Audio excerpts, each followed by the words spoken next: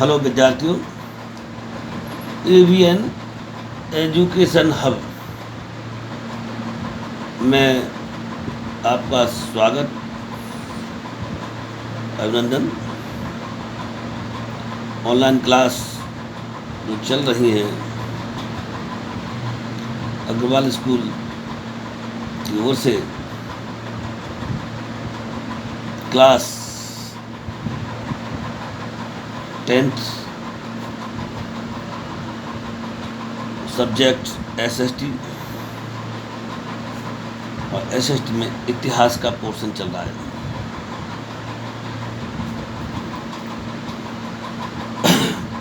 बच्चों, हमने कल आपको अलाउद्दीन खिलजी के बारे में बताया था और अलाउद्दीन खिलजी के बाद हमने आपको बताया था लास्ट जब हमारी क्लास समाप्त हुई मोहम्मद बिन तुगलक के बारे में।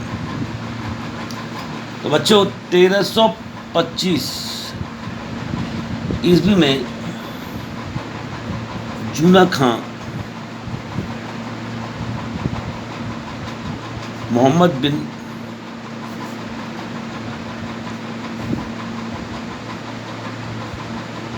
तुगलक के नाम से शासक बना।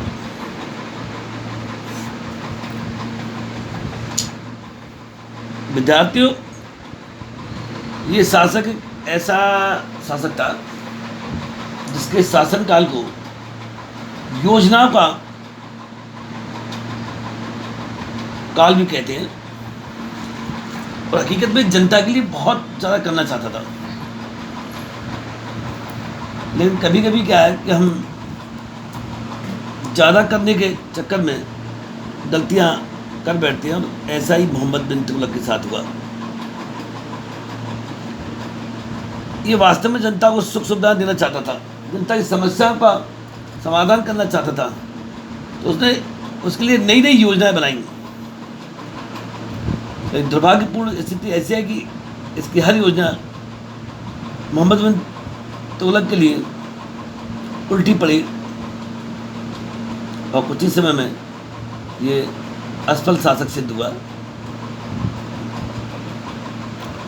तो मोहम्मद बिन तुगलक की जो योजना में सबसे पहला था राजधानी परिवर्तन।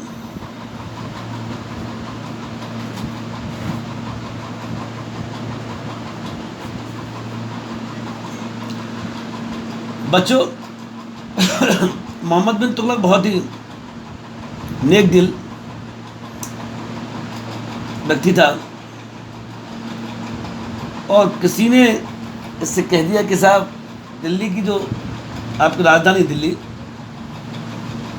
यहाँ पर आक्रमण बहुत होते हैं, क्यों ना हम राजधानी परिवर्तन कर लें। और मोहम्मद बिन तुगलक ने तुरंत अपने सलाहकारों की बात मानकर राजधानी परिवर्तन कर दिया। अपनी राजधानी को दिल्ली से दौलताबाद ले गया।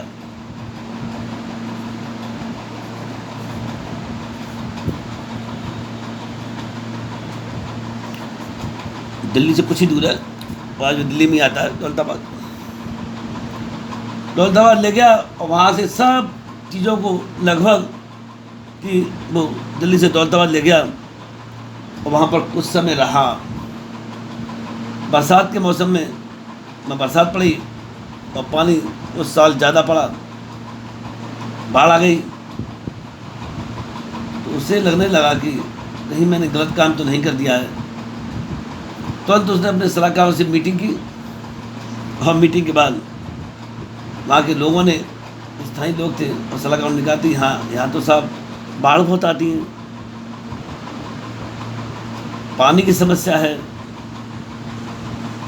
तो मोहम्मद बिन तुगलक वापस अपनी राजधानी दिल्ली ले आया। तो ये इसकी योजना फेल हो गई। नंबर 2 पे आता है दोआ प्रकट।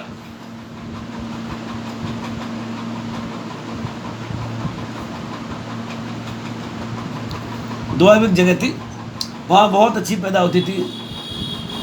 किसी ने मोहम्मद बिन तुगलक से कहा उसके सलाहकारों ने इजाद दुआ पर कर लगाओ, वहाँ पैदा बहुत होती है। तो उसने ऐसा ही किया और वहाँ पर ऊंचे कर लगा दिए दुआ पर। दुर्भाग्यपूर्ण उसी वर्ष दुआ में पानी बहुत पड़ा, कुछ स्थान पर कुछ स्थान सूखे रह गए, जिससे पैदा नहीं हुई। एक तो जनता इससे नाराज थी कि पैदा नहीं हुई, और दूसरी जनता इस बात से नाराज थी बच्चों कि बादशाह ने उन पर कर बढ़ा दिए, तो दुआ पर कर की व्यवस्था भी उसकी फेल हो गई। उसके बाद तीसरा पॉइंट आता है सांकेतिक मुद्रा का प्रचलन।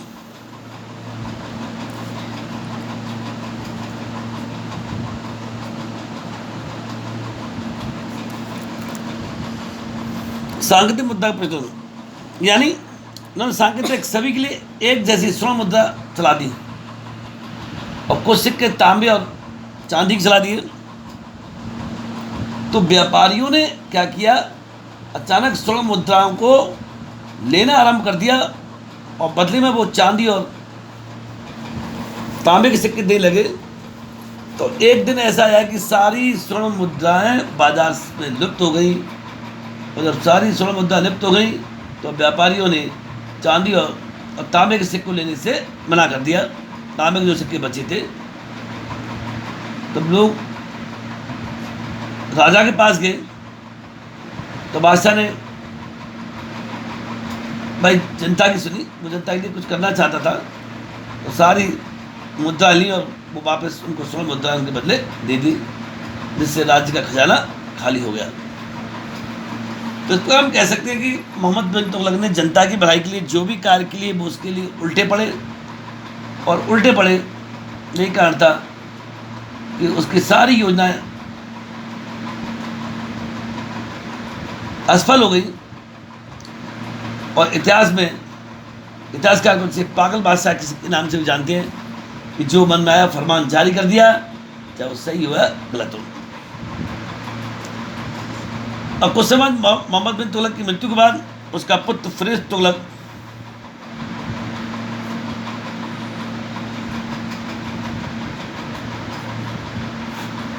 तुगलक दिल्ली सल्तनत का सुल्तान बना, और फिरोज तुगलक ने भी ज़्यादा इसके बारे में इतना है नहीं है, प्रशासनिक सुधार किए जनता की भलाई के लिए, और विकास कार्य किए।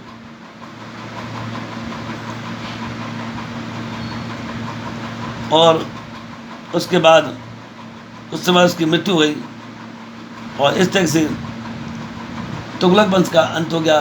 बीच में अराजकता फैल गई, और अराजकता के बाद अब दिल्ली में कुछ समय के लिए सैयद वंश का भी शासन आया।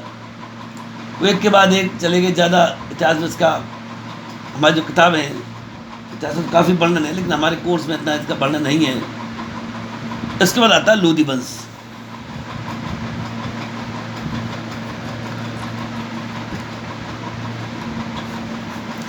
लोधी वंश की नींव रखी थी बहलोल लोधी ने।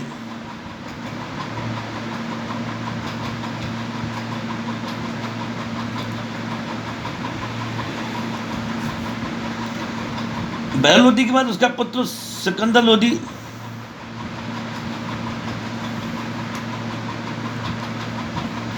शासक बना, और सिकंदर लोधी ने ही भूमि नाप के लिए सिकंदरी गज का भी निर्माण करवाया, जो लगभग आज उसके आधार पर हम भूमि की माप करते हैं।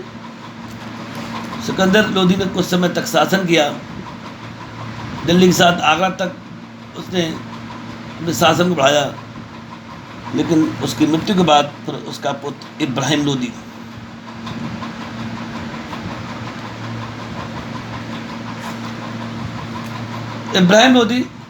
दिल्ली सल्तनत का सुल्तान बना और ये दिल्ली सल्तनत का अंतिम सुल्तान इब्राहिम लोदी को कहा जाता है।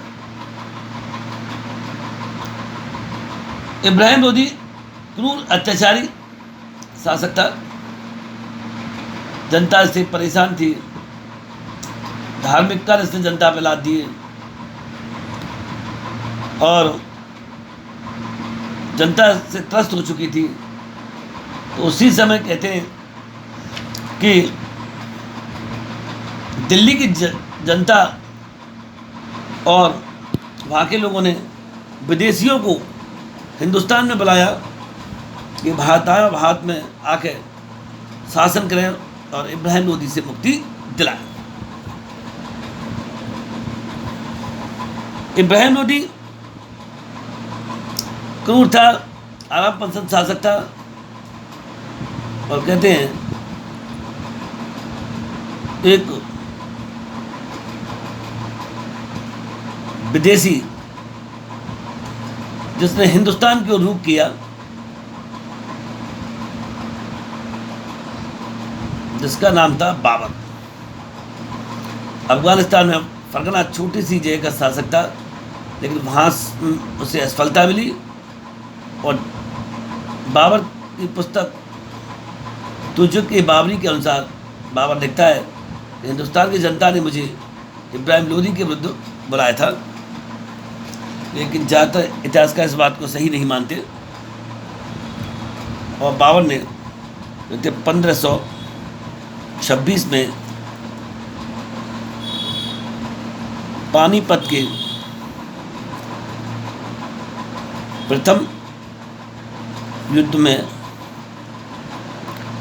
इब्राहिम लोदी को हरा दिया और इस प्रकार इब्राहिम लोदी की मृत्यु के बाद हिंदुस्तान से दिल्ली सल्तनत का सफाया हो गया, या अपन कह सकते हैं दिल्ली सल्तनत समाप्त हो गई और हिंदुस्तान में एक नए साम्राज्य का सूर्य होगा।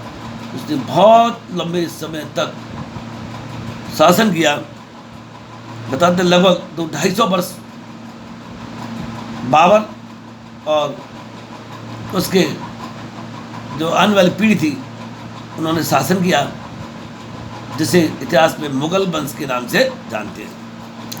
तो बच्चों, इतनी हमने दिल्ली सल्तनत के शासकों के बारे में पढ़ा, इतनी चीज़ें पढ़ी। तो उस समय दिल्ली सल्तनत जब समाप्त हो गई, मुगल वंश का शासन समाप्त हो गया, तो उस समय दिल्ली सल्तनत में भाई ज़्यादातर मुस्लिम शासक थे। तो वहाँ का जो प्रशासन था वो मुगलों अपन कह सकते हैं मुस्लिम उन्हें अपने अनुसार चलाया। यहाँ पर नई नई चीज़ हिंदुस्तान में आई, जैसे पान खाना, ये मुसलमानों की दीन है, खान पान हमारा बदल गया। तो दिल्ली सल्तनत का समाज में जब मुस्लिम शासक आए तो हमारी संस्कृति और सभ्यता पर हिंदू मुस्लिम दोनों प्रभाव पड़े। इस प्रकार हम कह सकते हैं कि हमारी सभ्यता और तकदीर ही बदल गई, क्योंकि अंतिम हिंदू सम्राट पृथ्वीराज चौहान की मृत्यु के बाद कुतुबुद्दीन ऐबक से लेकर जिसने दिल्ली सल्तनत की स्थापना की, कुतुबुद्दीन ऐबक से लेकर और लगभग अपन बच्चों जो लास्ट शासक था इब्राहिम लोदी, तो समाज उनके संपर्क में आए तो समाज बदला, प्रशासन बदला। प्रशासन में जैसे हमारे यहाँ कोर्ट वगैरह होती हैं तो जो न्याय करती हैं, तो वहाँ पर काजी हुआ करते थे न्याय के लिए। तो कुल मिला के हिंदुस्तान में जब ये लोग आए तो हिंदुस्तानी सभ्यता और संस्कृति बदल गई। भाई जब ये लोग आए तो उन्होंने अपने हिसाब से शासन किया। दीवाने खास, दीवाने आज ऐसे इन्होंने वो बनवाए और जो अदालत थी उनको दो भागों में बांटा। जो आज भी चली आ रही प्रथा, जैसे अपन कह सकते हैं दीवानी और फौजदारी। तो इस प्रकार के बदलाव भी भारतीय समाज और प्रशासन की ओर से आए। एक समाकर्ता एक व्यक्ति होता था जो देखरेख करता था। तो इस प्रकार अपन कह सकते हैं दिल्ली सल्तनत का अंत हो गया और दिल्ली सल्तनत की जो शुरुआत कुतुबुद्दीन ऐबक से लेकर इब्राहिम लोदी तक हुई, लगभग 1206 से जो शुरुआत हुई और 1526 में आकर ये रुक गई और दिल्ली सल्तनत के समाप्त होते ही अब भारत में एक नए साम्राज्य का शुरू होगा जिसे मुगल साम्राज्य कहते हैं। तो बच्चों, आज के वीडियो में बस इतना ही। हम अभी अपने क्लास को विराम देते हैं क्योंकि इतिहास थोड़ा सा टफ है, हमें बहुत गहराई से पढ़ना पड़ता है। इससे खंड खंड में बात के हम पढ़ते हैं। तो बच्चों, ऑनलाइन क्लास में मज़ा आपको आ रहा होगा। और देखो, आज जो परिस्थिति है, परिस्थिति के अनुसार हमें काम करना चाहिए और आज की परिस्थिति के अनुसार ही हमें जो ऑनलाइन क्लास की व्यवस्था की गई है हमारे डायरेक्टर सर की ओर से, उसको ध्यान लगा के पढ़ें, खूब मन से पढ़ें, क्योंकि पेपर आपके बिल्कुल समय पे होंगे, कोई रियायत नहीं होगी। अब कितनी कोविड के होते हुए भी सरकार ने हमारे 2 पेपर जो रह गए थे वो पेपर कराए। तो जो आपको बच्चों पढ़ाया जा रहा है ऑनलाइन क्लास के माध्यम से, आप उन्हें पढ़ें, खूब किताब ले आएँ, किताब में देखें। अब जैसे आपको होमवर्क की बात आती है, होमवर्क क्या होगा? होमवर्क आप खुद क्वेश्चन बनाएं। जैसे छोटे छोटे क्वेश्चन बन जाते हैं। मान लो पहला क्वेश्चन, भारत में दिल्ली सल्तनत की स्थापना किसने की? अब शुरुआत हमने बताई थी, कुतुबुद्दीन ऐबक। भाई पहला शासक था दिल्ली सल्तनत का कुतुबुद्दीन ऐबक। अब पूछा जाए कि दिल्ली सल्तनत का अंतिम शासक कौन था? अभी हमने बताया था, अभी ये पढ़ा है कि दिल्ली सल्तनत का अंतिम शासक इब्राहिम लोदी था। सिकंदरी गज का निर्माण किसने करवाया? सिकंदर लोदी ने करवाया, जमीन की माप के लिए। तो ऐसे छोटे छोटे क्वेश्चन इस पार से बनते हैं और बड़े क्वेश्चन जो बनेंगे वो आगे, अभी पाठ खत्म नहीं हुआ है, आगे जब हम पढ़ेंगे तो बड़े क्वेश्चन भी आएंगे। कभी कभी छोटे क्वेश्चन में ये भी पूछा जाता है कि हिंदुस्तान में योजना को काल किस शासक के शासनकाल कहा जाता है? तो हमने अभी पढ़ा था, मोहम्मद बिन तुगलक। बच्चों, वास्तव में मोहम्मद बिन तुगलक बहुत ही योग्य है और कुछ करने वाला शासक था, लेकिन दुर्भाग्यपूर्ण उसके जो सलाहकार थे उन्होंने उसको सही सलाह नहीं दी और उसको कुछ परिस्थितियों की समझ नहीं थी। कहीं कारण था उसने जनता की भलाई के लिए ऐसा नहीं काम नहीं किए, उन्होंने जनता की भलाई के लिए वास्तव में काम किए, लेकिन उसकी सारी योजनाएं असफल हो गई क्योंकि उन्होंने जनता से सीधा संपर्क स्थापित ना करके जो अपने कृपापात्र व्यक्ति थे उनसे संपर्क साधा। तो बच्चों, ये सारे क्वेश्चन बन जाते हैं। कभी कभी पूछता है कि पानीपत का प्रथम युद्ध किसके बीच हुआ? बच्चों, हमने भी पढ़ा था, पानीपत का प्रथम युद्ध बाबर और इब्राहिम लोदी के बीच हुआ, जिसमें इब्राहिम लोदी युद्ध करता हुआ बहुत बुरी तरह से हारा और मारा गया और भारत में एक नए साम्राज्य की नींव स्थापित हो गई, जिसे मुगल साम्राज्य के नाम से इतिहास में जानते हैं। कभी कभी पूछता है कि लोधी वंश की स्थापना किसने की? बहलोल लोधी ने की। हमने फिरोज तुगलक के बारे में पढ़ा, ज़्यादा इसके बारे में कुछ है नहीं है, लेकिन फिरोज तुगलक ने जो आधुनिक यूपी में एक शहर है फिरोजाबाद की स्थापना फिरोज तुगलक ने ही की थी। उसने ही फिरोजाबाद को बसाया था और उसकी प्रशासन में उसने काफ़ी सुधार किए। फिरोज तुगलक ने प्रशासन में काफ़ी सुधार किए।